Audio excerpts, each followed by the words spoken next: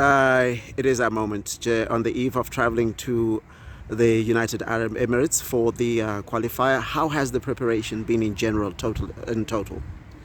Look, I'm very happy with what we've done leading up to us leaving now and going to the UAE.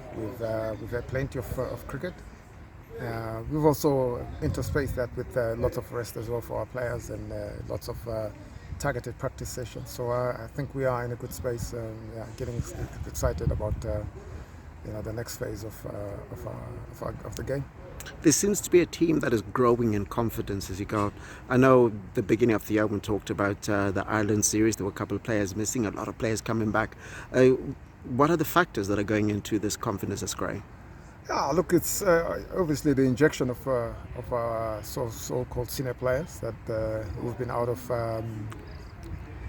circulation for a while, who are back in now. Today we witnessed Ashley Ndiraya having her first proper run-in, batting, and it was exciting to see how well she's hitting the ball, how well she's playing, and I think in the last PNG series we saw how well Chipo Mugeri as well played.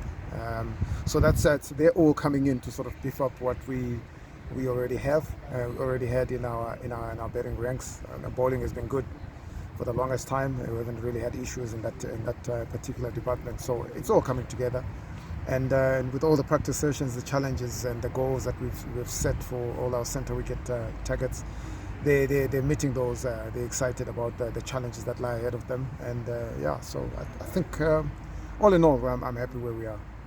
A lot of people talk about, there's a certain age that some of the players have, and some might be looking and thinking this maybe it's their last chance of going for qualifying for the World Cup. Does that bring added pressure?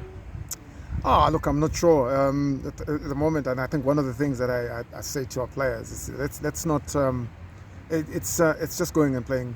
It's just another match. So when we play Vanuatu, it's just another match. When we play Ireland, it's just another match. We don't want to place too much emphasis on going out there to win and qualify. Obviously, that's a given. That goes without saying. We want to get out there and just enjoy ourselves. And the roles for each player have been clearly defined.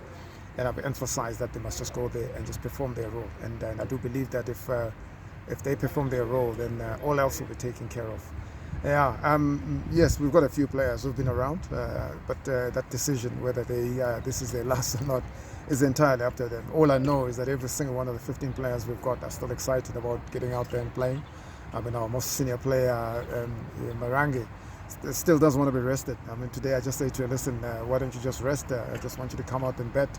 She doesn't want to be rested, so she still wants to play. Yeah, so they also want to play and represent their country, and there's nothing better than that. And you've also had outside help, former West Indies great. What has he brought into the changing room? Yeah, look, he brings a lot of experience. He was a genuine quick bowler, a genuine match winner. So he knows what it is, to be at the top and to stay at the top and be consistent at it. But also he confirms a lot of the things that we've been saying to the ladies, which I like, So it's just a different voice, presenting things differently, but pretty much saying what we've been saying, which is a confidence booster for us as coaches. But not only that, it just shows the players that this game doesn't change. The basics are still the same. You do the basics well. It doesn't matter who tells you. Then you're more often than not going to come out on top and do well. And I see at the end of every training session or during, you've got the brains trust, so to speak. A lot of the people just think of the coach, but there are a lot of, in terms of technical people that you rely on to achieve your objectives, aren't there?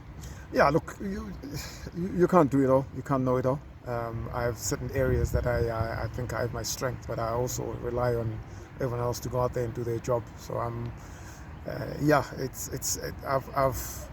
trying to create an environment, and I think we're probably on our way to having that sort of environment where everyone contributes. Everyone is very clear about what their roles are, not just the players but also the coaches. And they just go out there and just grab, if you need to grab a player and work on them on certain things, be free to do that. And I think that's a better working environment. So there's nothing too centralized. All the coaches work independently, and we're very clear about what we want to do. The vision is very clear, and so I allow them the freedom to do what they need to do.